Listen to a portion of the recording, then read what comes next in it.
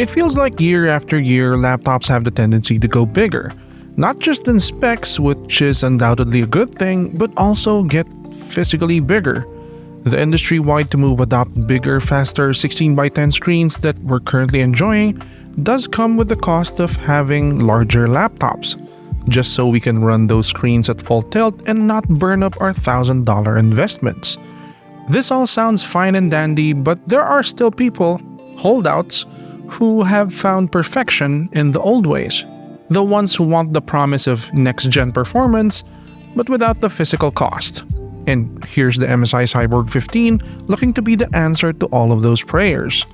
I'm Kevin Evangelista, and in this full review of the MSI Cyborg 15 A12VF, we're going to answer the question: how much performance are you really getting out of your $1,000? As is usual in my reviews, we're going to start at the outside. The Cyborg 15 is a simplistic but gorgeous display of restraint from the designers at MSI.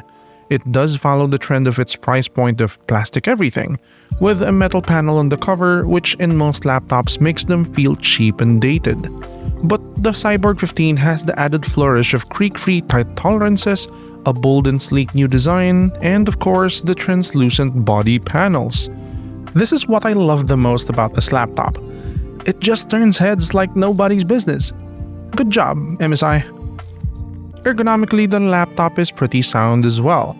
We get a 15-inch body that weighs 1.98 kilograms light and 21.95 millimeters thin. This is a student to young professional laptop, I'd say. Perfect for walking around with it and taking to class, at work, or even in a cafe. No corners were cut in the design as well, as there is barely any display flex and there is only a small amount of display wobble. That sense of being full-featured even extends to the keyboard and trackpad, as the Cyborg 15 features a full keyboard with a half-size numpad, and even a larger trackpad. The keyboard is soft typing and has a solid bottom out, and the trackpad is soft touch and responsive. I have no gripes with them whatsoever. Heading on over to the ports, we have here on the left side a USB 3.2 Gen 2 Type A and the unified 3.5mm headphone and microphone port. No ports at the back, and on the right side we have another USB 3.2 Gen 2 Type A, a USB-C with DisplayPort 1.4 out, an HDMI 2.1 FRL out, and an RJ45 LAN port. As usual, I am very happy to see an RJ45 port here, as it's incredibly useful when playing multiplayer games and esports titles. I do want to point out though that most of the ports are on the right side of the laptop, and that's where your mousing hand is. Good thing there's no exhaust vent here, but you're still gonna have to deal with HDMI cables and an RJ45 cable, and even your USB-C dongle being in the way of your mousing hand. My suggestion: get a bigger desk. Way bigger than this one. Also, another thing to note, no Thunderbolt support, no 100-watt USB-C power delivery, which is sad because that option would have slimmed down the carry package of the Cyborg 15 even further, because you could have technically powered it with those small 100-watt gallium nitride phone chargers. Well, I do hope that Thunderbolt support gets added in the next version. Now, this is where it gets interesting. If you take a look at the body of the Cyborg 15, you're only going to see three major vent areas. One on the left side, one at the quarter of the back, and a huge vent array at the underside. This is quite unusual, as we're seeing most gaming laptops right now being riddled with vent holes like those cheese in cartoons. The reason for this is the Cyborg 15 only has a singular fan to cool the insides. Now, that doesn't mean that the laptop is immediately a danger for overheating, but at a max power draw of 120 watts, because of its, limited power brick, this laptop isn't in any danger of bursting into flames or being loud enough to sound like a drone taking off. It's kind of a sane but awkward compromise, but a compromise nonetheless. For the webcam, it looks and sounds like this. It is a 720p camera. It looks okay for the most part. I have a lot of lights in my studio. It's not anything out of the ordinary, it's just a simple 720p webcam that's definitely useful for video calls or basic streams. It does not support Windows Hello facial recognition login though, so keep that in mind if you're looking forward to using secure biometric login. Now, details about the Cyborg 15's display are sparse on the MSI website, But what we do know is that this is a 15.6-inch 1920 by 1080 144Hz IPS display. There is no official word of how much of the sRGB color space it covers, nor its brightness settings. But taking one look at the screen, you know that those are of second priority to MSI. They wanted you to have a fast 1080p IPS display, and that's all you're going to get. To be frank, this was not one of my favorite displays to work on, since our office is bright and this screen is anything but. On the flip side though, colors are saturated, well over the line of being accurate, and that 144Hz refresh rate really helps with gaming enjoyment, so it's still a fun display for me. Don't get this if you're going to do sensitive color work, nor if you're planning to use it in bright environments or even outside. Speakers in the Cyborg 15 are also something that I'm not fully happy with. They come mixed with a lot of bass and a good presentation of mids, but the high frequencies are severely lacking. There's very little detail in the output. Just to demonstrate what I mean, here's a demo against my desktop speakers, the JBL Quantum Duo.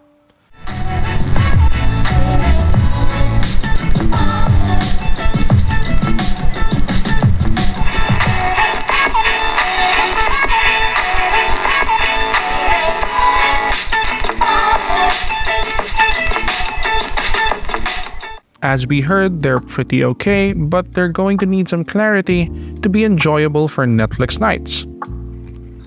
So the MSI Cyborg 15 A12VF is running the Intel 12th Gen Core i7-12650H processor, which has 6 performance cores and 4 efficiency cores that can run anywhere between 1.7 GHz and 4.7 GHz in boost mode.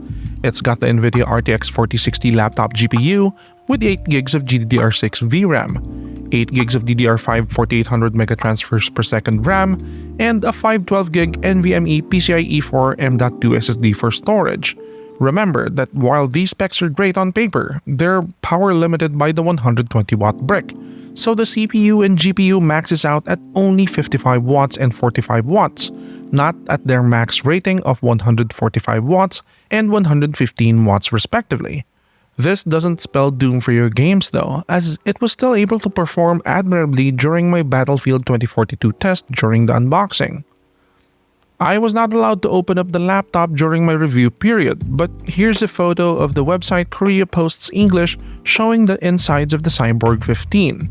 As we can see, the cooling system for the entire laptop consists of only one fan and 3 heat pipes. That's why the TDP is set at a medium rate at most. Other things to note with the internals are the 2 memory banks, which allow you to upgrade the RAM, a singular PCIe 4 M.2 SSD slot, which means you're going to have to migrate your files from the built-in 512GB if you want to upgrade or swap out M.2 SSDs, and the modest 53.5 watt-hour battery. As is usual, it's time to put some numbers on the screen. I recently launched a new series of videos where I record all my gaming benchmarks on a laptop and upload the results as one video.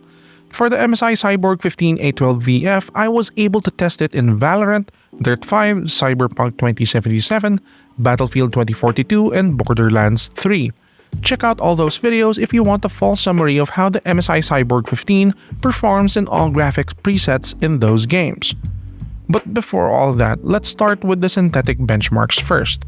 The MSI Cyborg 15 A12VF on Cinebench R23 was able to score 11,207 points on multi-core and 1,611 points on single-core.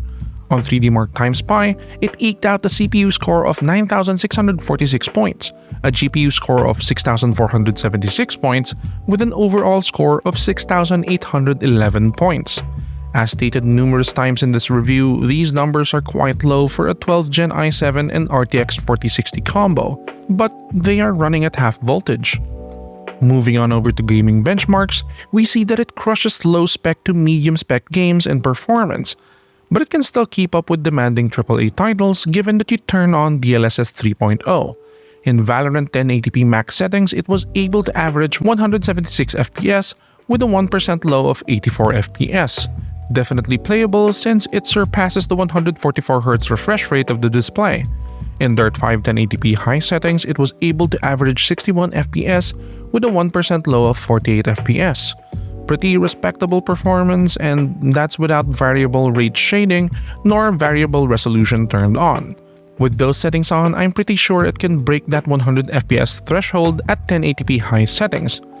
On Borderlands 3 1080p high settings, it did an average of 71 FPS with a minimum of 38 FPS.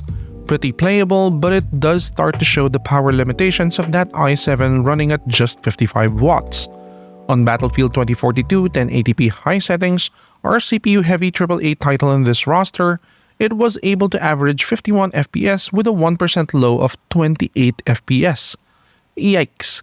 Although if you were to run it with DLSS at auto settings, it can immediately bolster those numbers to an average 72 FPS with a 1% low of 42 FPS. Not bad. Lastly, we see Cyberpunk 2077 1080p high settings without ray tracing on nets us an average of 92 FPS with a 1% low of 26 FPS. Overall, not surprising since we know the power limits of the laptop, but I'm still pretty surprised that the RTX 4060 was even able to pull off all those tests with all those numbers.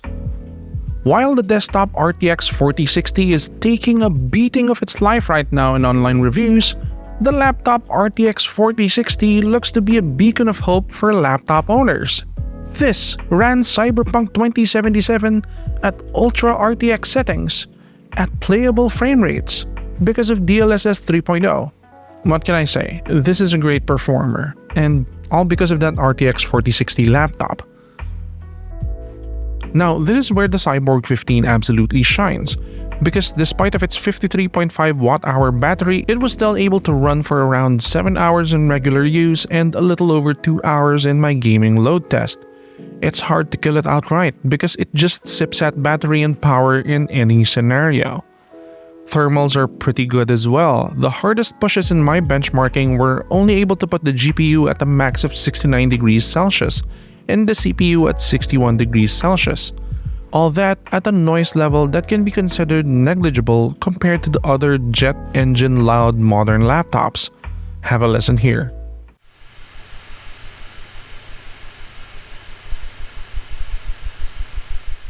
So yeah, like I said before, you don't really have to worry about the Cyborg 15 having just only one fan, because it just doesn't draw enough power from its 120 watt brick to heat up that i7 and RTX 4060 that much. The Cyborg 15 A12VF, just to mince words here, is a pretty great laptop offering. There's no ifs nor any buts about it.